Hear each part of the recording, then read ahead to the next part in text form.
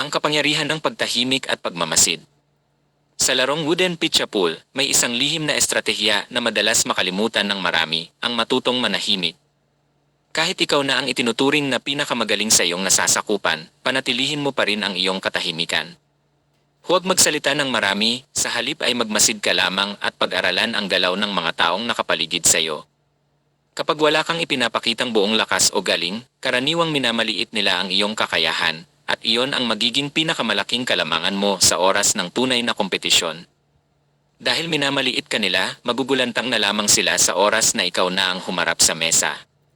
Kapag nagsimula ka ng tumira, makikita nilang napakalupit pala ng iyong laro, kayang-kaya mong isagawa ang mga matitinding tira at gumawa ng mga desisyong tila hindi ka man nahirapan. Kung sakaling hindi ka pa naman ganoon kagaling o ganap na nahahasa, manahimik ka pa rin.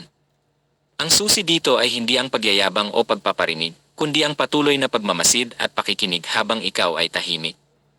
Habang abala ang iba sa pagsasalita, pagmamalaki, at pagpapakitang sila ang pinakamahusay, ikaw ay tahimik lamang na nanonood, pinag-aralan ang kanilang mga anggulo, tantya, diskarte, at tamang pagtira ng pamato.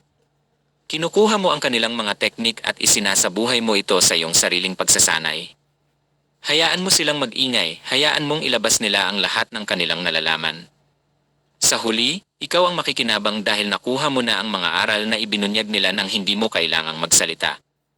Gawin mo ang iyong pagsasanay ng palihim at hindi laging nakikita ng lahat. Huwag ipagkalat ang iyong mga paghahanda. Hayaan mong ang resulta ang magsalita para sa iyo. Sa paglipas ng panahon at sa tapat na pagsasanay, magugulat na lamang sila na ikaw na ang higit na mahusay sa kanila. Ang mga tira mong dating mahirap ay magiging madali na lamang, at sa huli ay ikaw ang hahangaan at kikilalanin ng lahat. Tulad ng sinasabi sa buhay at sa laro, kung nais mong umasenso, maging mahusay, at umangat, matutong tumahimik, magmasid, magsanay, at hayaang ang iyong galing ang magpahayag ng iyong tunay na halaga.